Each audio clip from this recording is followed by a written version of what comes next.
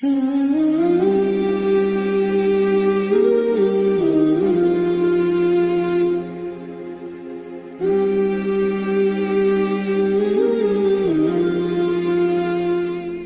جس چیز سے سب سے زیادہ انسان میں کبر پیدا ہوتا ہے وہ کیا ہے؟ علم ہے، چاہے دین کا ہو یا دنیا کا. ہاں دنیا میں عام طور پہ زیادہ پیدا ہوتا ہے کیونکہ وہ خدا سے، وہ آدمی کو کہتا ہے مجھے پتا ہے، یہ مذہبی اسکالرس کو تو کچھ پتہ ہی نہیں ہے، تو وہ پھر نا وہ تکبر میں آنے لگتا ہے.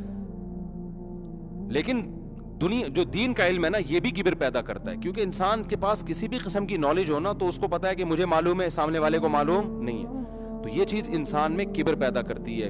جب یہ چیز انسان میں تکبر پیدا کرتی ہے تو جہاں اپنی بڑائی پن آتی ہے نا، سب سے بڑا مسئلہ انسان میں یہ پیدا ہوتا ہے کہ پھر وہ دوسرے کی نصیحت سننے کے لیے تیار نہیں ہوتا، چاہے وہ عالم ہو، چاہے وہ کوئی سائنٹسٹ ہو، چاہے کوئی پی ایچ ڈی اسکالر ہو. یہ چیز آہستہ آہستہ انسان میں پیدا ہونا شروع ہوتی. بہت خطرناک ہے یہ. دیکھو شیطان کے ساتھ بڑا مسئلہ ہی یہ تھا کہ اس کے پاس نالج تھی. کیا نالج تھی؟ اے اللہ تو نے اس کو مٹی سے بنایا، مجھے آگ سے. اگر یہ نالج شیطان کے پاس نہ ہوتی تو وہ تکبر کرتا؟ بولو نا، وہ کبھی بھی کبر نہیں کرتا. وہ کہتا بھائی اللہ نے کہا ہے تو سجدہ. شیطان کے پاس نالج تھی کہ میں آگ سے بناؤں اور یہ مٹی سے.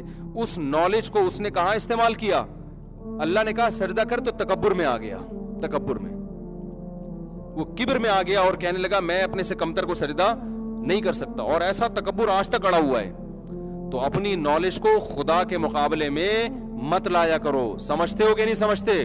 جب اللہ نے کہہ دیا کہ پردہ کرنا فرض ہے، پردہ کرنا ضروری ہے، پھر آپ کی رپورٹ ہے کہ پردے سے پردہ ترقی میں رکاوٹ ہے. بھائی وہ رکاوٹ ہو یا نہ ہو یہ ہمارا ہیڈک نہیں ہے. سب سے پہلے کون ہے؟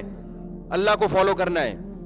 آج بہت سے لبرل لوگ کہہ رہے ہوتے ہیں نا یہ مذہبی عبادات اور رسومات اور یہ سب چیزیں ہمیں بہت پیچھے رکھ لیا. حالانکہ پیچھے رکھا نہیں ہے ہمیں تو مذہب چھوڑنے نے پیچھے رکھا ہے. لیکن رکھ بھی رہا ہو تو سب سے پہلے بھائی ہم نے کس کو راضی کرنا ہے؟ اللہ کو. تو اپنی زندگی کا حصہ بنا لیں. بات بات پہ ہر موقع پہ خدا کو یاد کرنا. میں جب حضرت کے پاس گیا نا تو جب انسان اہل اللہ کے ساتھ رہتا ہے نا تھوڑے دن تو اس کا زاویہ چینج ہونا شروع ہو جاتا ہے. مجھے یاد ہے میں جب نیا حضرت کے پاس گیا نا تو 1 سال جب ہم نے گزارا تو ہمارے محلے میں نا کسی، میں بھی بتانے والا تھا یوں تو وہ سمجھ جائیں گے ہماری بات ہو رہی ہے، میں تو پورے گھر بتا دیتا ہوں تو یوں کر کے پھر میں تھوڑا آگے نکل گیا. وہ ساری دنیا بیان سن رہی ہوتی ہے آج کل تو وہ کہتے ہیں یار اب ہم لوگ کے بارے میں بتا دیے کیونکہ وہ یوں تو ہمارا گھر آتا ہے ایسے کر کے نہیں کر کے. تو میں نے دیکھا کہ کوئی جھگڑا ہوا نا گھر میں بیٹے بیٹیوں میں اور کوئی خاندانی جھگڑا تھا، بڑی آوازیں باہر آ رہی تھی، تمہاری ایسی کی تیسے، وہ بڑے جیسے پٹے گھروں میں ہوتے ہیں بعض. تو پھر کیا ہوا کہ پھر کیا تھا کہ وہ جس گھر میں جھگڑا ہوا تو ان کی بیٹیاں پھر باہر ملک میں رہتی تھیں، وہ دوسرے ملک سے آئی ہوئی تھیں اپنے والدین سے ملنے کے لیے. تو سب ساری بھابیاں بیٹیاں جب داماد اور سب ایک گھر میں اکٹھے ہوں گے تو آپ کو پتا ہے کہ جھگڑا تو ہوگا. تو وہ اکٹھے گئی بھابیوں اور جٹھانی اور نندوں وندوں میں کوئی پھٹے شڈے ہوئے اور بہت کچھ ہوا. لیکن کیا ہے کہ پھر کیا وہ جس دن بچیاں جا رہی تھیں نا، اپنے بڑی بڑی عمر کی خواتین تھیں وہ، تو ماں باپ سے مل پہ پھوٹ پھوٹ کے رو رہی تھیں وہ، کیونکہ اب ماں باپ ان کو رخصت کر رہے ہیں بھائی ہماری بچی مثال کے طور پہ 1 سال کے لیے لندن جا رہی ہے، امریکہ جا رہی ہے، کہاں جا رہی ہے. یعنی 1 دن پہلے ان کی خون خوار جنگیں ہو رہی ہیں، اس کے بعد جب جدا ہو رہے ہیں تو سارے آپس میں مل کے، ہم چھوٹے بچے تھے یہ منظر دیکھ رہے تھے، اتنے چھوٹے بھی نہیں تھے، مدرسے میں پہلا سال تھا ہمارا، 17-18 سال میری عمر ہوگی. تو میں یہ منظر اپنی آنکھوں سے دیکھ رہا تھا. تو میں نے جو چیز نوٹ کی نا، مجھے ان کی آپس کی محبت پہ رونا نہیں آ رہا تھا، مجھے رونا اس بات پہ آ رہا تھا یار اللہ کیسا کریم ہے، اس نے رشتوں میں کیسی محبتیں پیدا کی ہیں کہ کل کیسا لڑ رہے تھے اور آج کیسا گلے مل کے رو رہے ہیں. ان کی آنکھوں سے آنسو کسی اور چیز پہ نکل رہے ہیں، ہمارے آنسو کسی اور چیز پہ نکل رہے ہیں، ہمارے آنسو اس پہ نکل رہے ہیں. یار رب اللہ کی کیسی محبت ہے، کیسا اس نے خونی رشتوں میں آپس میں جوڑا ہے کہ کل کیسی خون خوار جنگیں تھی، اب جدا ہو رہے ہیں تو کیسا لپٹ لپٹ کے نا رو رہے تھے آپس میں. تو یہ محبت ہے کس نے پیدا کی ہے، وہ کیسا غفور ہے. تو مجھے یہ واقعہ اس لیے یاد رہ گیا کہ دیکھو پہلے میں جب سوچتا تھا پہلے اگر میں حضرت کے سے تعلق سے پہلے اگر میں یہ منظر دیکھتا نا تو کسی کو روتا دیکھ کر آپ کے بھی آنکھوں سے آنسو نکل آتے ہیں نا کہ ہائے بیچارے ایک دوسرے سے جدا ہو رہے ہیں، ٹھیک ہے نا. تو ہمیں بھی بھائی رخصتی میں سب کو رو رہے ہوتے ہیں نا. ابے دلہن کی رخصتی ہو رہی ہے تو آپ کیوں رو رہے ہو، سوال پیدا ہوتا ہے تمہاری کیا لگتی ہے وہ. لیکن یار اس کو روتا دیکھ کے کہ ایک بچی گھر سے جا رہی ہے. दूल्हा की भी दिल चाह रहा होता है रोने का, ठीक है, लेकिन वो अपने आंसुओं पे काबू पाता है। वो इसलिए चाह रहा होता है कि मेरा बयान सुन के दूसरी कर रहा होता है, तो उसको पता होता है अभी पकड़ा जाऊंगा तो मेरे साथ होगा क्या, वो इस बेस पे रो रहा होता है, लेकिन छुपाता है वो उस वक्त। बाद में बैतुल खला में जाके टूट टूट के वो रोता है कि अबे तेरा होगा क्या। क्योंकि हमने बहुत से दूल्हे ऐसे देखे जिस दिन शादी हो रही होती है ना उस दिन उनकी हालत होती है, दूसरी की बात कर रहा हूँ, वो फिर देखने वाली होती है। या तो मैंने कई वाकयात सुनाए हैं, से आ रहे हैं दिल्ली पकड़ रहे हैं, मुझे कहा है निकाह पढ़ाओ, ऐसे बहुत वाकयात हमारी मस्जिद में हुए हैं। मैंने कहा कह रहे मैं दूसरी शादी हो रही है, फिर निकाह मैंने बिठाया, कह रहे फिर वुजू करके जा रहा है, कह रहे मैं 2 रकत पढ़ लूं जरा। मैंने कहा पढ़ लो भाई, 2 रकत पढ़ के आया, फिर बैठे, फिर चला गया, जरा मैं 2 रकत पढ़ के आऊं। तो भाई भी तू साइन कर दे, को कबूल कर ले, कह रहे यार पता नहीं क्या हो रहा है, फिर कैंसिल हो गया कि कल करूंगा। तो ऐसे होते रहते हैं हमारे, तो ऐसे ऐसे वाकयात हैं दूसरी शादी के, आपको क्या पता। उस वक्त तो जोश में आके ना हो जाता है, जब करता है तो आदमी कहता है भाई ये हो क्या रहा है। लेकिन बहरहाल ऐसे भी लोग हैं जो, छोड़ो अभी, फिर वो खवातीन बहुत गुस्से हो जाती हैं। तो मैं ये सोच रहा था कि मैंने सोचा कि यार देखो, जब तक मेरी हजरत से ताल्लुक नहीं था तो उस वक्त भी हमारी आंख से कभी कभार आंसू निकलते थे, वो किसी और वजह से निकलते थे। अब हजरत से ताल्लुक के बाद किस बेस पे निकल रहे हैं? अल्लाह की टूटी फूटी को लंगड़ी लूली सी मोहब्बत अल्लाह की पैदा हो गई कि इसमें हमें क्या नजर आ रहा है, इसमें अल्लाह नजर आ रहा है। मुझे याद है उन्हीं दिनों में क्या हुआ कि जब हमारे एक रिलेटिव के यहाँ मैं मिलने के लिए गया तो उनके पड़ोस में एक बहुत बड़े ऑफिसर थे, बड़ा बंगला उनका, बड़े करोड़पति आदमी थे वो, और थे भी 45-50 साल मेरा ख्याल है उनकी एज होगी। उन्होंने घर में 3-4 मुलाजिम रखे हुए थे।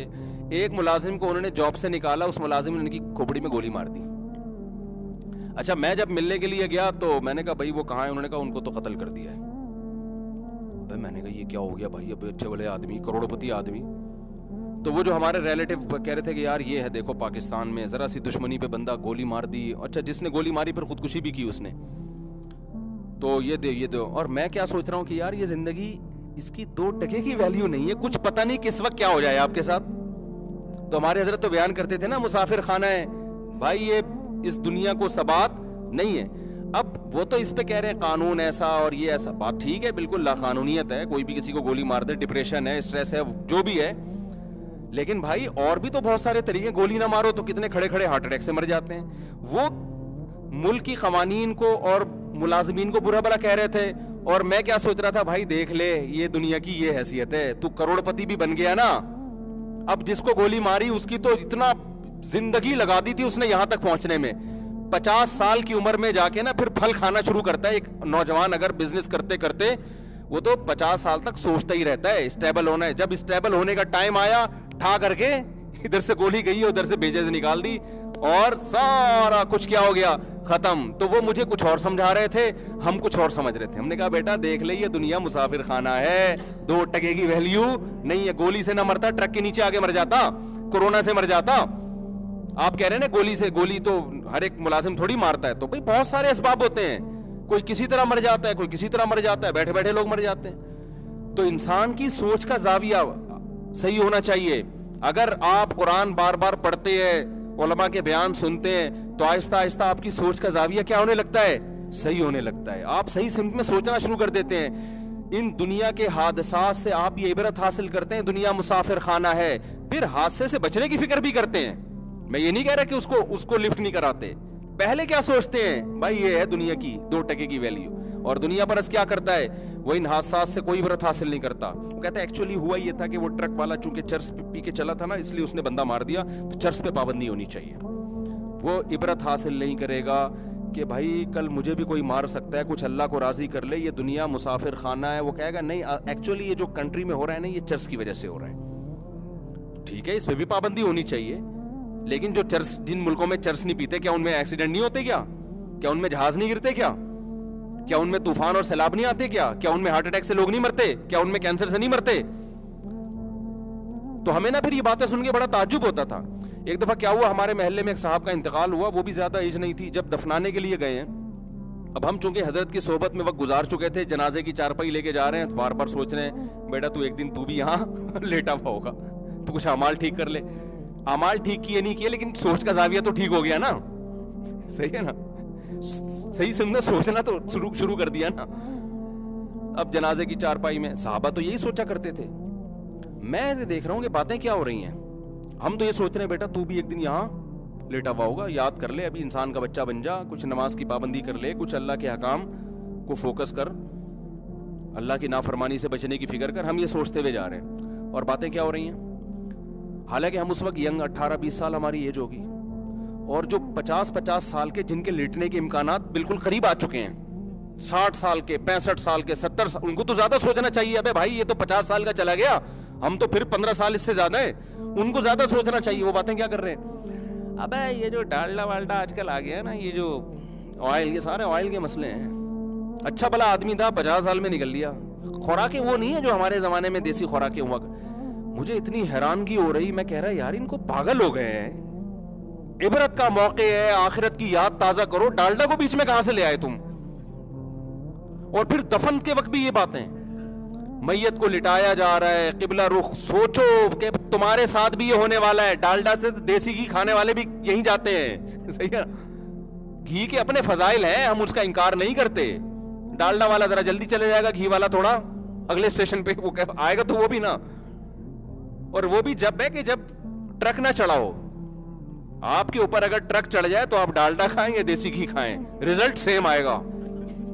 جو اسٹیکر بنے گا نا روڈ پہ, وہ ڈالڈے والوں کا اور دیسی گھی والوں کا ایک جیسا بنتا ہے. حادثاتی موت سے آپ کو ڈالڈا تھوڑی بچائے گا, آپ کو کولیسٹرول تھوڑی بچائے گا. جہاز گر گیا تو ڈالڈا کھاؤ یا روزانہ جم جاؤ, کیا کرنا ہے آپ نے, کیا خیال ہے بھائی.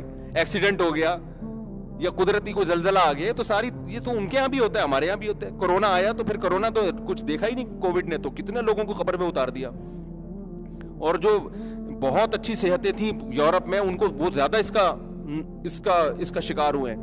تو میں نے دیکھا جی خبر میں لٹا کے جناب, وہ جب ہم تو سوچ رہے ہیں بھائی تو نے بھی جانا ہے یار. حالانکہ ہمارے جانے میں بہت ٹائم تھا, ابھی اب تو یہاں تک پہنچ گئے ہم, بہت پرانا واقعہ ہو گیا. لیکن جو قریب جن کے مرنے کے چانس زیادہ تھے, وہ ایسی باتیں کر رہے تھے کہ یار یہ ڈالڈا والڈا جو ہے نا بہت خبر میں مٹی بھی ڈال رہے ہیں اور گپ شپ بھی ہو رہی ہے. بس یار اچھے آدمی تھے, اور سنو تیرے بھی سلام دعا تھی. ہاں الحمدللہ میری بھی سلام دعا تھی. پھر آفس کی باتیں شروع ہو گئیں, پھر بچوں کی شادیوں کی باتیں, ریٹائرمنٹ کی باتیں, اور یار وہ کیا ہے تیرا وغیرہ وغیرہ. میں اتنا حیران ہو رہا تھا. تو پھر مجھے یہ احساس ہو رہا تھا کہ یار اہل اللہ کی صحبت لینے میں اور نہ لینے میں کتنا فرق ہے. ہمارا حضرت سے تعلق کا کم از کم یہ تو فائدہ ہوا نا کہ ہم نے صحیح سمت میں سوچنا شروع کر دیا. تو پیغمبر آپ کی سمت کو صحیح کرتے ہیں. ہر چیز دیکھ کے عبرت حاصل کرو, بعد میں تبصرے کرو کہ ڈالڈا ہے یا کیا ہے. تو اب وہ جتنے بھی تھے نا جو ان کو دفن کرنے آئے تھے, میرا خیال ہے اب ان میں سے ایک بھی زندہ نہیں ہوگا. حالانکہ بہت سو نے جا کے دیسی گھی شروع کر دیا ہوگا, ایک بھی زندہ نہیں ہوگا. تو اس لیے دنیا کو جو عبرت والے لوگ ہیں نا, فاعتبروا یا اولی الابصار, قرآن بار بار کیا کہتا ہے کہ اے اہل عقل کیا کرو, عبرت حاصل کرو, چیزوں کو دیکھ کے عبرت حاصل کرو, عبرت حاصل کرو. تو بصیرت کی آنکھیں جبھی کھلتی ہیں جب انسان تکبر کرنا چھوڑ دے اور اپنے علم پہ کبھی ناز مت کرو. تو